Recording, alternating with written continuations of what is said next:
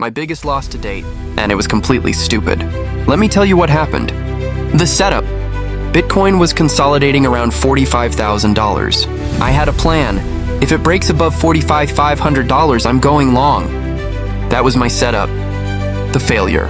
Bitcoin approached $45,400. It was close. I thought, it'll probably break. Let me enter early. I deviated from my plan. That's mistake number one, the loss. Bitcoin didn't break. It reversed. My $500 position turned into a $300 loss immediately. I panicked and exited. Loss confirmed. The emotion. I was furious. That was mine. I had it. That's when I made mistake number two, the revenge. I immediately opened another trade. Bigger position. To make back the money. Spoiler, I lost again. Another $200 down. Total damage, $500. The lesson. 3 lessons. Lesson 1, stick to your plan. I had a perfect setup planned, but impatience made me enter early. The market doesn't care about your impatience. Lesson 2, never revenge trade. The moment you're emotional, stop. Close your platform. Go for a walk.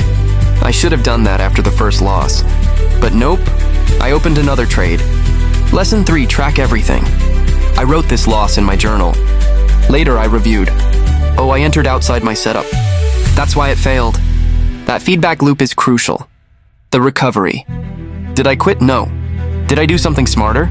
Yes. I went back to demo trading for a week, reminded myself of my rules, then came back to real money. I was profitable again. Why? Because I was disciplined. The real talk. If you're going to trade, you will lose. Professional traders lose 30-40% of their trades. The difference? They win big on winners, they lose small on losers, and they never revenge trade. That's the difference between 3,000 month and 5,000 month. So what's my advice?